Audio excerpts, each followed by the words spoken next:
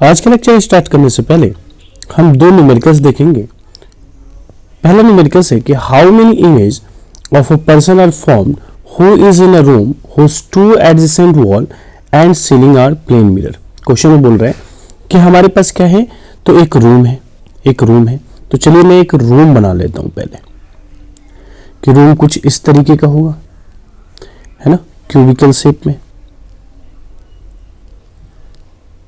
ये कुछ इस तरीके से हमारे रूम होंगे। इसको मैंने मैच कर दिया।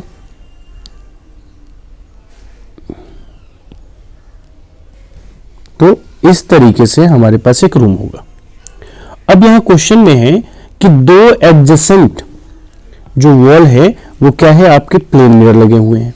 तो मैं इसको दिखा रहा हूं आपको कि एक तो ये वाला मैं ले लेता हूं, ये वाला, ये जो नीचे का है ये वाला, ये एक ले लेता हूं जो कि पूरी तरीके से इसमें क्या लगा हुआ है, प्लेन मिरर लगा हुआ है। और सेकंड में ये ले लेता हूं, ठीक है, सेकंड वाला ये ले लेता हूं, ये। अब दो मैंने ले लिया। अब यहां पर मान लीजिए कि आप खड़े हैं, यहां पर आप खड़े हैं, तो यहां पर ये जो दो वॉल है, दो वॉल, ये दोनों वॉल, ये कितने का एंगल क्रिएट करेगा, तो एक दूसरे के साथ में ये एंगल क्रिएट करेगा 90 का, ठीक है ना। कितने का एंगल क्रिएट करने वाला है, 90 डिग्री का। तो ये एक दूसरे के साथ में एंगल क्रिएट करेंगे 90 का। मैं यहां लिख देता हूं कि ये 90 का एंगल क्रिएट करेंगे।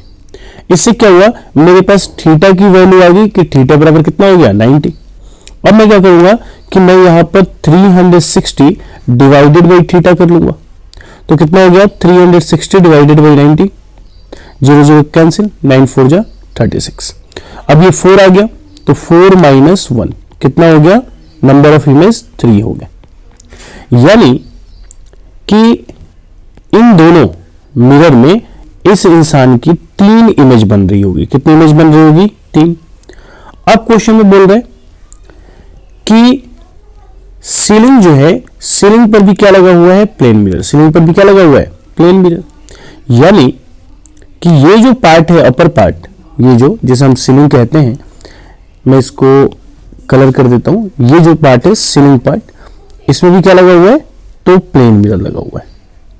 अब सीलिंग में भी जब प्लेन मिरर लगा हुआ है तो आपसे बोल रहा है कि अब टोटल नंबर ऑफ इमेज आप बताओ। तो ये मैंने सीलिंग को कलर कर दिया ताकि आपको समझ में आए क्लियरली, ठीक है। ये सीलिंग हो गया। अब देखो सीलिंग क्योंकि एक प्लेन मिरर है, प्लेन मिरर, तो इसमें भी क्या होगा, इमेज का फॉर्मेशन होगा। अब देखो इस प्लेन मिरर के लिए कितने इमेज होंगे, तो 3 तो इमेज वो होंगे, 3 इमेज जो आपके कहां बन रहे हैं, तो वो बन रहे हैं आपके ये दो प्लेन मिरर है, इनके अंदर जो बन रहे हैं वो 3 इमेज। और प्लस में ये जो इंसान है, प्लस में एक ये हो गया। यानी कि अब सीलिंग के लिए टोटल 4 ऑब्जेक्ट होंगे। कितने ऑब्जेक्ट होंगे, 4 ऑब्जेक्ट। अब 4 ऑब्जेक्ट होंगे तो सीधी सी बात है कि 4 ऑब्जेक्ट हैं, तो इस सीलिंग में टोटल कितने इमेज दिखेंगे, 4 इमेज दिखेंगे। कितने इमेज दिखेंगे, 4 इमेज। सीलिंग में 4 इमेज और यहां पर बनने वाले 3 इमेज। तो दोनों को हम ऐड कर देते हैं, तो 4 और प्लस में 3 कितना हो गया, 7। 4 प्लस में 3 कितना हो गया, 7। यानी टोटल कितने नंबर ऑफ इमेज बनेंगे, 7 बनेंगे, ठीक है। आई होप कि आप समझ गए होंगे। देखो इसमें हो क्या रहा है कि जब यहां से तुमने नंबर ऑफ इमेज निकाला इन दोनों मिरर के लिए, तो वो जो इमेज निकल करके आए वो सभी के सभी इमेज जो हैं वो सीलिंग के लिए ऑब्जेक्ट का काम कर रहे हैं। किसके काम कर रहे हैं, ऑब्जेक्ट का। तो वो मिरर, वो इमेज हो गया 3 और एक इंसान जो है वो हो गया 4। यानी कि टोटल अब ऑब्जेक्ट हो जाते हैं 4। तो 4 ऑब्जेक्ट हो गया, तो इसमें 4 इमेज दिखेंगे सीलिंग में। तो 4 और 3 कितना हो गया, 7 हो गया। आई होप कि आपको समझ में आ गया होगा। इस क्वेश्चन को जरा देखते हैं। क्वेश्चन है कि कंसीडर द फिगर शोन। बोला है कि इस फिगर को देखो, the reflected ray is perpendicular to the incident ray. यहां पर क्या है कि जो रिफ्लेक्टेड रे है, ये वाला जो रे है और ये वाला जो रे है, यहां पर बनने वाला एंगल कितने का है, 90 का है। बोला कि angle of incidence for the रे इज। अब एंगल ऑफ इंसिडेंस पूछ रहे हैं, यानी ये वाला एंगल आपसे पूछ रहा है कि एंगल आई बताओ कितना होगा। अब ध्यान से समझो कि यहां पर जो एंगल ऑफ इंसिडेंस है और एंगल ऑफ रिफ्लेक्टेड है, दोनों को मिलाकर के कितने का एंगल बन रहा है, 90 का। तो ये जो परपेंडिकुलर है, परपेंडिकुलर क्या करेगा, इस एंगल को, ये जो टोटल एंगल है, इसको 2 इक्वल पार्ट्स में डिवाइड करेगा, है ना। बाइसेक्ट्स वाले आप लॉ जानते हो मैथ्स में। तो यहां पर क्या है कि 90 का है टोटल एंगल, डिवाइडेड बाई 2 कर दो, क्योंकि 2 इक्वल पार्ट्स में डिवाइड करेगा, कितना हो गया, 45 डिग्री। तो ऑप्शन हो गया सेकंड, 45 डिग्री। अब हम बात करेंगे स्फेरिकल मिरर के बारे में। देखो स्फेरिकल वर्ड से ही पता है कि स्फेरिकल कोई भी एक ऑब्जेक्ट होगा जो कैसा होगा, स्फेरिकल होगा। स्फेरिकल का हिंदी हम बोल सकते हैं गोला, है ना, कि गोले जैसा कुछ होगा। कैसे, मैं एक पिक्चर यहां पे ड्रॉ करता हूं कि कुछ इस तरीके का एक स्फेरिकल होगा, क्लियर है, कुछ इस तरीके का स्फेरिकल होगा। अब ये स्फेरिकल है, अब यहां से मुझे क्या बनाना है, तो स्फेरिकल मिरर बनाना है। क्या बनाना है, स्फेरिकल मिरर। वो कैसे बनेगा, तो उसको बनाने के लिए मुझे इस स्फेयर को 2 पार्ट्स में डिवाइड करना होगा। वो कहीं से भी आप कट कर सकते हो, आप चाहो तो यहां से कट कर लो, आप चाहो तो हाफ पार्ट से कट कर लो, आप चाहे तो यहां से कट कर लो, जहां से मन करे वहां से आप कट कर सकते हो। मैं इसे यहां से कट करता हूं। अब यहां से जब मैं कट करूंगा तो देखो ये 2 पार्ट्स में डिवाइड हो गया, एक तो ये पार्ट हो गया, ये पार्ट हो गया, और एक ये पार्ट हो गया। अब मैं इस छोटे वाले पार्ट को लेकर के चलता हूं, तो छोटा वाला पार्ट लेकर के चलूंगा तो ये कुछ इस तरीके से बना मेरे लिए, ये कुछ इस तरीके से बन गया है एक कर्व, ये वाला पार्ट निकल करके आया मेरे पास। अब इसी को मैं क्या कर दूं कि अगर किसी एक तरफ से चाहे मैं वो इस तरफ से बाहर पार्ट जो आउटर पार्ट है उधर से, या फिर इनर पार्ट से, कहीं से भी अगर मैं इसको पॉलिश कर दूं तो क्या होने लगेगा, दूसरे सरफेस से रिफ्लेक्शन होगा। तो मैं सबसे पहले क्या कर लेता हूं, बाहर के पार्ट को, जो आउटर पार्ट है, इसको मैंने कर दिया पॉलिश। इसको क्या कर दिया, मैंने पॉलिश कर दिया, ये पॉलिश हो गया। जब पॉलिश हो गया तो सीधी सी बात है, रिफ्लेक्शन कहां से होगा, इस इनर पार्ट से होगा। कहां से होगा, इनर पार्ट से होगा, ठीक है ना। तो ये हो गया पॉलिश्ड सरफेस, ये पॉलिश सरफेस है। तो ये जो इनवर्ड एरिया है, इनवर्ड जो पार्ट है, इनवर्ड पार्ट से क्या होगा, रिफ्लेक्शन होगा। तो रिफ्लेक्टिंग सरफेस मैंने कहा, इसको क्या कहा, रिफ्लेक्टिंग सरफेस। यानी कि यहां पर रिफ्लेक्शन कहां से हो रहा है, तो इनवर्ड पार्ट से हो रहा है। कहां से हो रहा है, इनवर्ड पार्ट से। अगर जब रिफ्लेक्शन इनवर्ड पार्ट से हो तो इस तरीके के मिरर का जो नाम होता है वो होता है कॉनकेव मिरर। क्या होता है, कॉनकेव मिरर। आगे मैं और इसके बारे में बात करूंगा और अच्छे से आपको समझाऊंगा। चलिए कॉन्वेक्स की जरा बात कर लेते हैं। अब मेरे पास क्या था, वही एक कर्व था, है ना, जो मैंने कट किया था स्फीयर से, कुछ ऐसा ही था। अब मैंने इसको क्या कर लिया कि अभी तक मैंने जो था उसको आउटर पार्ट से मैंने पॉलिश किया था, इसको मैंने इनर से कर लिया। इसको कहां से पॉलिश कर लिया, मैंने इनर पार्ट से। जब मैंने इनर पार्ट से पॉलिश किया तो ये जो पार्ट हो गया वो कैसा हो गया, पॉलिश्ड पार्ट, पॉलिश्ड सरफेस हो गया। और जो ये वाला पार्ट रहा हमारा, ये कौन सा पार्ट हो गया, तो रिफ्लेक्टिंग सरफेस हो गई हमारा। अब यहां पर जो रिफ्लेक्शन हो रहा है वो कहां से हो रहा है, तो इस आउटर पार्ट से हो रहा है ना। आउटर पार्ट में लिख देता हूं, आउटर पार्ट से। अब आउटर पार्ट से हो रहा है, तो अगर आउटर पार्ट से रिफ्लेक्शन हो तो इस तरीके का मिरर का नाम होता है कॉन्वेक्स मिरर। क्या नाम होता है, कॉन्वेक्स मिरर। क्लियर है।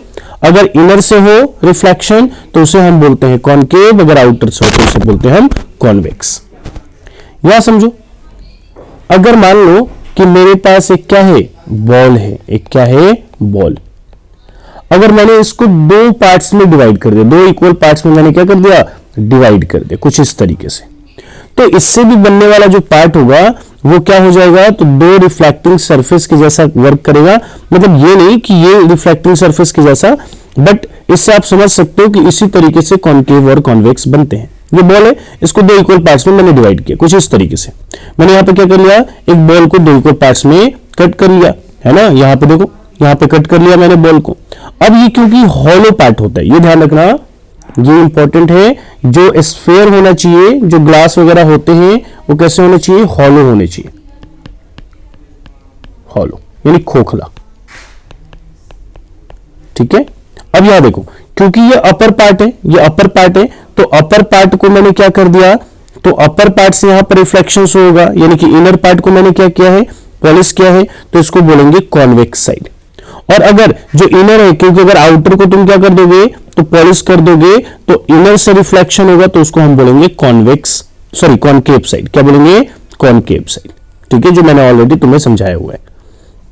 अब देखो, स्पून जो होती है, अगर आपने स्पून देखी हो घर पे, तो स्पून भी आपका कॉनकेव और कॉन्वेक्स के जैसा काम करता है। ये देखो, यहां पर इनर पार्ट से, इनवर्ड या इनर पार्ट से रिफ्लेक्शन हो रहा है, तो इनवर्ड से अगर हो रहा है तो उसको बोलेंगे कॉनकेव। क्या बोलेंगे, कॉनकेव। और यहां पर आउटर पार्ट से हो रहा है, बाहर की पार्ट से रिफ्लेक्शन हो रहा है, तो इसको मैं बोलूंगा कॉन्वेक्स। क्या बोलूंगा, कॉन्वेक्स। तो एक स्पून जो होता है वो कॉनकेव और कॉन्वेक्स दोनों का ही एक बेहतरीन एग्जांपल है। उसमें दोनों ही तरीके के आपको फिनोमिना आपको देखने को मिल जाते हैं। आई होप कि आप ये समझ गए होंगे।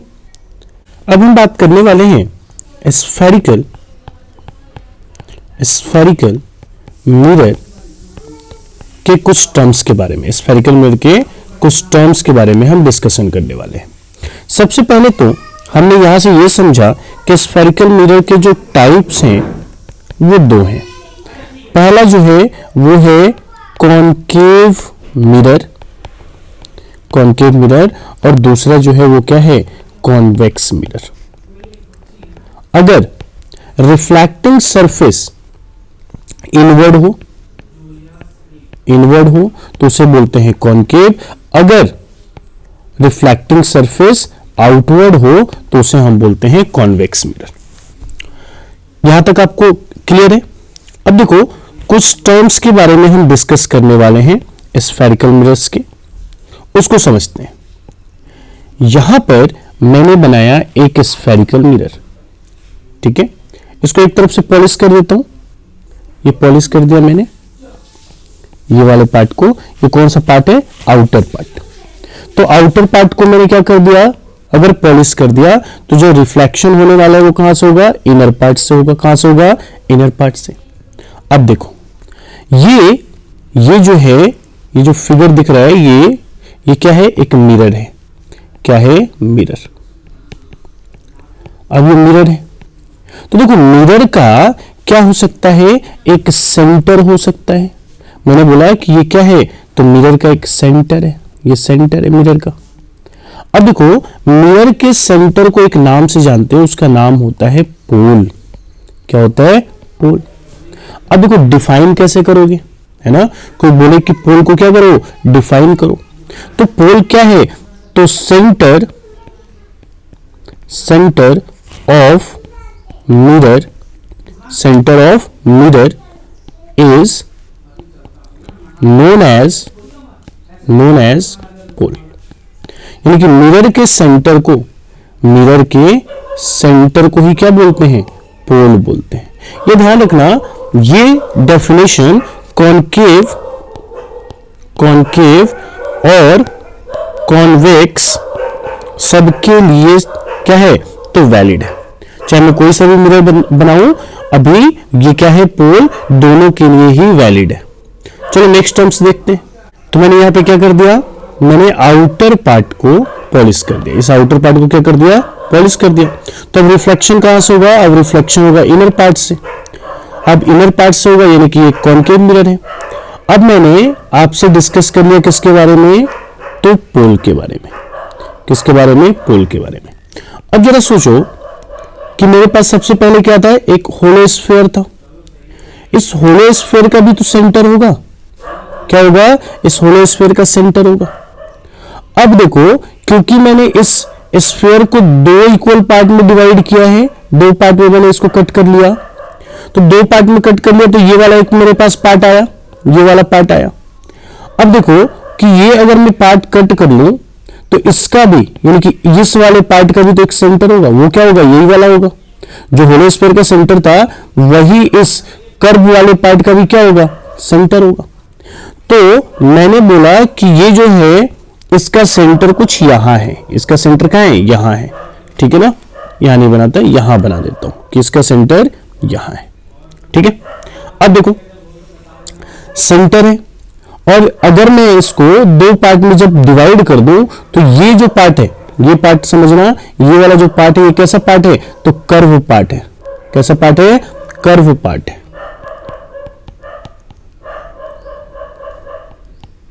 CURVE कर्व है ना, कैसा पार्ट है, कर्व पार्ट है, CURV, ठीक है, कर्व, ठीक है, कर्व पार्ट है।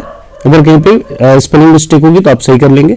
ये कर्व पार्ट है, तो कर्व पार्ट है, और कर्व का ये सेंटर है। कर्व का क्या, ये सेंटर, इसलिए हम इसे क्या बोलते हैं, सेंटर ऑफ कार्वेचर।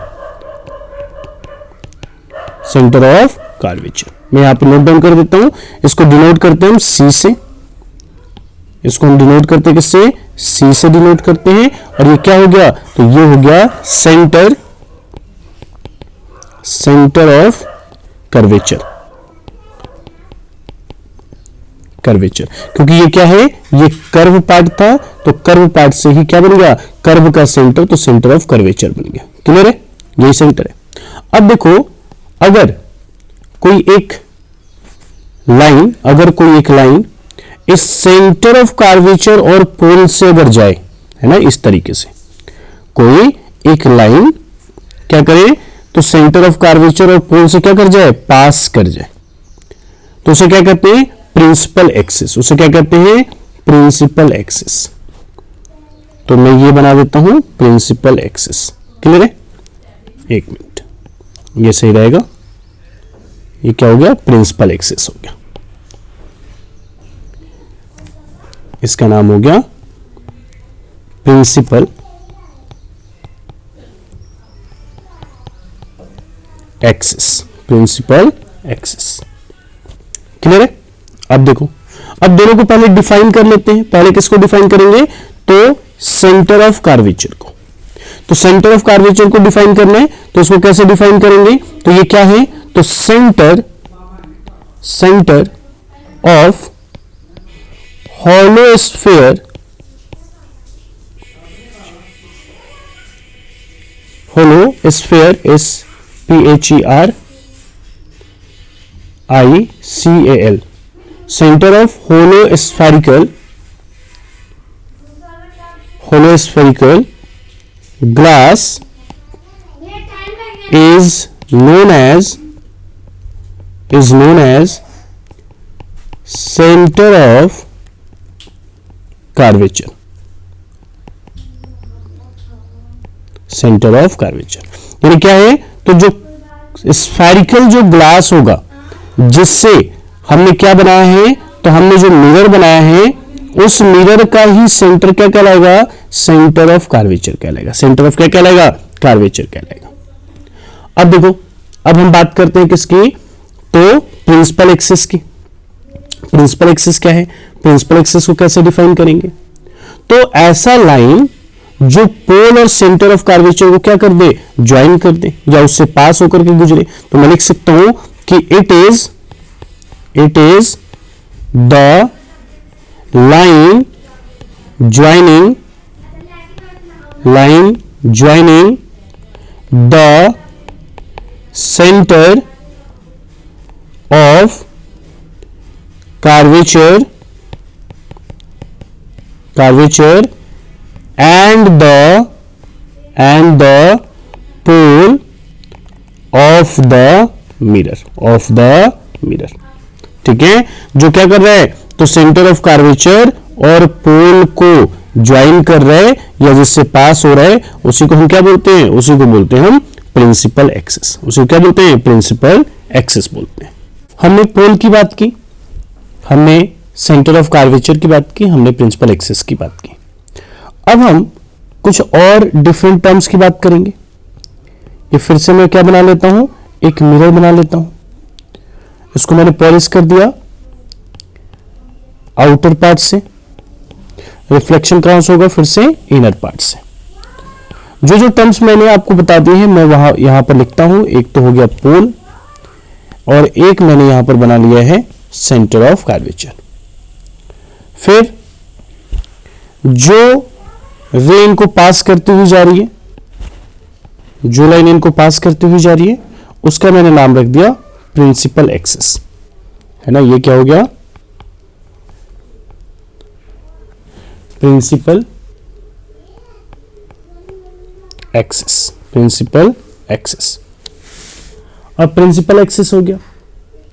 अब हम बात करेंगे तो कुछ डिस्टेंस की, कि अगर मैं आपसे कहूं कि सेंटर ऑफ कर्वेचर और पोल के बीच की ये जो डिस्टेंस है इसको क्या कहेंगे, तो जरा ध्यान से समझो। सबसे पहले मेरे पास क्या था, एक होलो स्फीयर था। होलो स्फीयर का ये सेंटर पॉइंट है। तो अगर मैं आपसे बोलूं कि अच्छा ये वाला पार्ट बताओ क्या कहलाएगा, यहां से यहां तक का पार्ट क्या कहलाएगा, तो तुम कहोगे सर हम इसे रेडियस कहेंगे। क्या कहेंगे, रेडियस कहेंगे। तो सेम चीज यही तो यहां पर भी है, यही तो यहां पर भी है कि सेंटर से पोल की डिस्टेंस क्या कहलाई, रेडियस कहलाई। क्या कहलाई, रेडियस। अब देखो, और ये कैसा पार्ट है, ये कैसा पार्ट है, पहले ही बता दो ये कर्व पार्ट है, तो इसका नाम क्या हो गया, रेडियस ऑफ कर्वेचर। क्या हो गया, radius, radius of curvature, radius of curvature. इसको रिप्रेजेंट किससे करते हैं, कैपिटल आर से। किससे करते हैं, कैपिटल आर से। तो रेडियस ऑफ कर्वेचर क्लियर हुआ। अब हम बात करने वाले हैं नेक्स्ट टर्म की, जिसे हम कहते हैं फोकस। जिसे हम क्या कहते हैं, फोकस। तो फोकस कैसे आएगा उसको जरा समझो। फिर से मुझे क्या बनाना होगा, एक मिरर बनाना होगा। मैंने एक मिरर बनाया, इसको पॉलिश कर दिया आउटर पार्ट से। आउटर पार्ट से मैंने क्या कर दिया, पॉलिश कर दिया। अब क्या बनाया मैंने, यहां पर बना लिया पोल, फिर मैंने बना लिया यहां पर सेंटर ऑफ कर्वेचर। इनको मिलाने के लिए एक एक्सिस डाल दी, जिसे हमने एक बोला प्रिंसिपल एक्सिस, प्रिंसिपल एक्सिस। फिर अब देखो, अगर इस प्रिंसिपल एक्सिस के, इस प्रिंसिपल एक्सिस के अगर पैरेलल रे डाली जाए, पैरेलल रे आई। अब ये रे क्या करती है कि इस सरफेस से, इस मिरर से टकराने के बाद किसी एक पॉइंट पर आकर के प्रिंसिपल एक्सिस की मिल जाती है। मान लिया कि वो ये पॉइंट है जहां पर आकर के ये क्या कर गए, मिल गए। ये पॉइंट है जहां पर आकर के मिल गए। अब ये जहां पर आकर के मिल गए, इसी पॉइंट को हम क्या बोलते हैं, फोकस। इसी पॉइंट को क्या बोलते हैं, फोकस बोलते हैं। फोकस क्या है कि जब प्रिंसिपल एक्सिस के पैरेलल कोई रे आए, मिरर्स पर स्ट्राइक करे यानी टकराए, और टकराने के बाद प्रिंसिपल एक्सिस के जिस भी पॉइंट पर आकर के मिल जाए, उसी पॉइंट को हम क्या बोलते हैं, प्रिंसिपल फोकस या फोकस कहते हैं। क्या कहते हैं, फोकस, फोकस। इसको रिप्रेजेंट करने का तरीका है कैपिटल एफ। रिप्रेजेंट करने का तरीका क्या है, कैपिटल एफ। कैपिटल एफ से हम इसको रिप्रेजेंट करते हैं। अब एक टर्म यहीं से निकल करके आता है कि अच्छा ठीक है, तो फोकस और पोल के बीच की ये जो डिस्टेंस है, इसे क्या कहेंगे, तो फोकस और पोल के बीच की डिस्टेंस को बोलते हैं, को हम बोलते हैं फोकल लेंथ। क्या बोलते हैं, फोकल लेंथ, फोकल लेंथ, जिसे हम रिप्रेजेंट करते हैं स्मॉल एफ से। किससे रिप्रेजेंट करते हैं, स्मॉल एफ से। सिंपल है डेफिनेशंस कि क्या है, तो distance between pole and focus is known as focal length, and distance between centre of curvature and pole is known as the radius of curvature. I hope कि आप ये समझ गए होंगे। ठीक है, मैं इसको डिफाइन नहीं करूं, बहुत ही इजी से टर्म्स है, आपको समझने हैं। अब देखिए, अब मैं बात करता हूं एक और टर्म्स की। इसके लिए मैंने फिर से क्या बना लिया, एक मिरर बना लिया। आउटर पार्ट को मैं क्या कर लेता हूं, इसके पॉलिश कर लेता हूं। आउटर पार्ट को मैंने क्या कर लिया, पॉलिश कर लिया।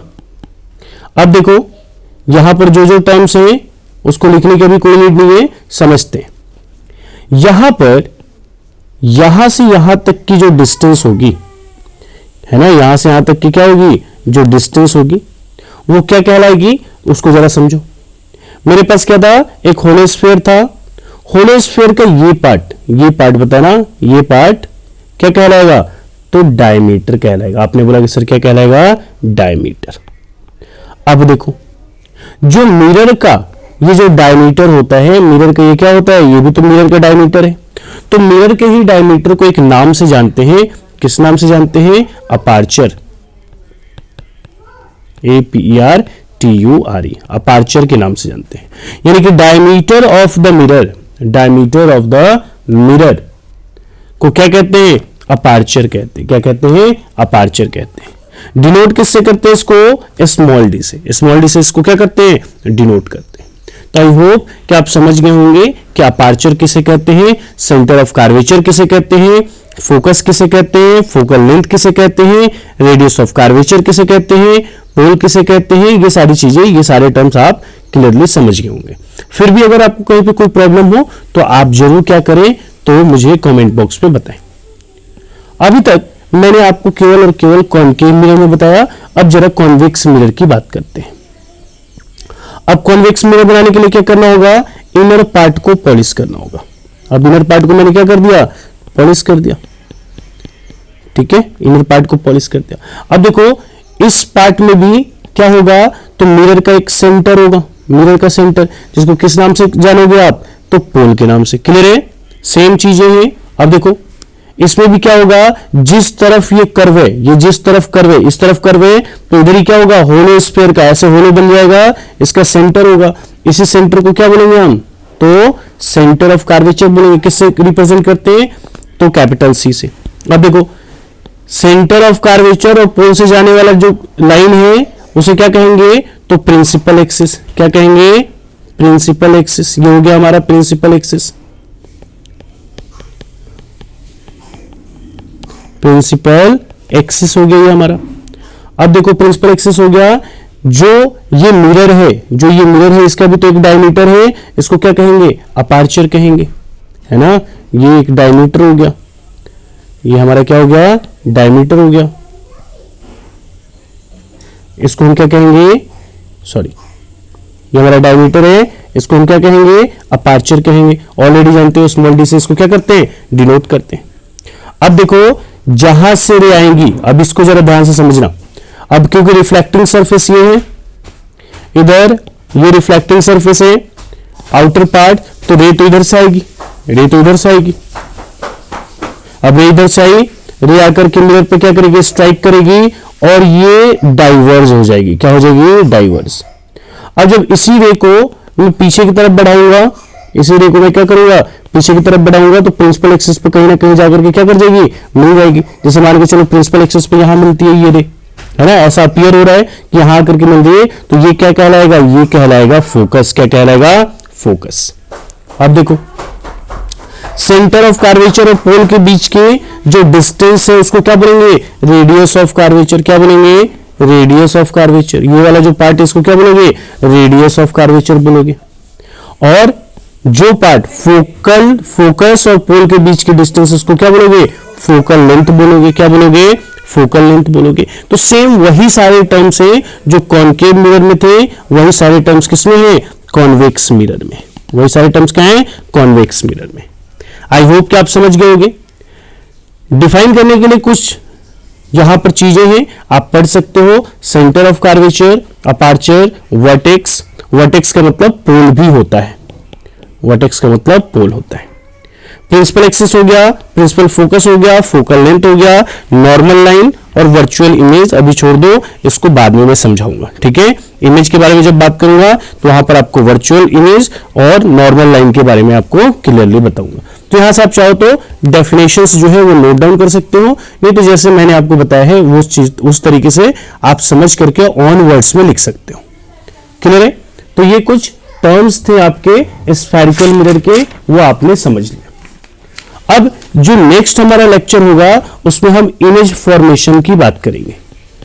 इमेज फॉर्मेशन की बात करेंगे। किसकी बात करेंगे? तो image formation by concave and convex, concave and convex mirror की बातें करेंगे। ठीक है। एंड जब हम इमेज फॉर्मेशन की बात कर लेंगे उसके बाद हम बात करेंगे साइन कन्वेंशन की, साइन कन्वेंशंस की। उसके बाद हम बात करेंगे मिरर फॉर्मूला की, मिरर फॉर्मूला की। लेकिन उसके पहले मैं आपको एक चीज और बताना चाहता हूं, वो क्या? तो relation between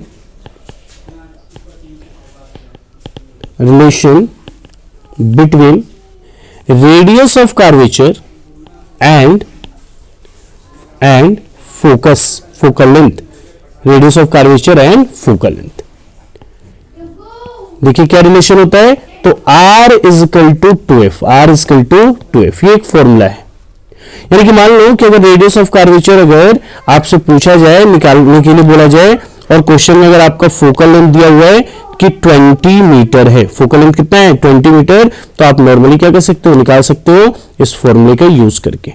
R is equal to कितना हो गया? 2F हो गया, तो R इजकल टू 2 मल्टीप्लाई 20, यानी कितना हो जाएगा? 40 मीटर हो जाएगा। अब यही से अगर इसको तुम चेंज करते हो तो एक और फॉर्मूला निकल करके आता है, वो क्या आता है? ये जो 2 देख रहे हो ये मल्टीप्लाई में कहां चला जाएगा? डिवाइड में। तो एक फॉर्मूला आ जाता है F is equal to R/2, F is equal to R/2, है ना।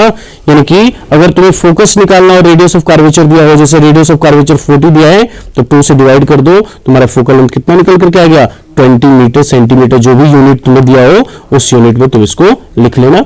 तो ये एक रिलेशन होता है जिस पर कई तरीके के आपको डायरेक्ट न्यूमेरिकल्स पूछे जाते हैं, जिसके बारे में हम नेक्स्ट क्लास में डिस्कशन करेंगे।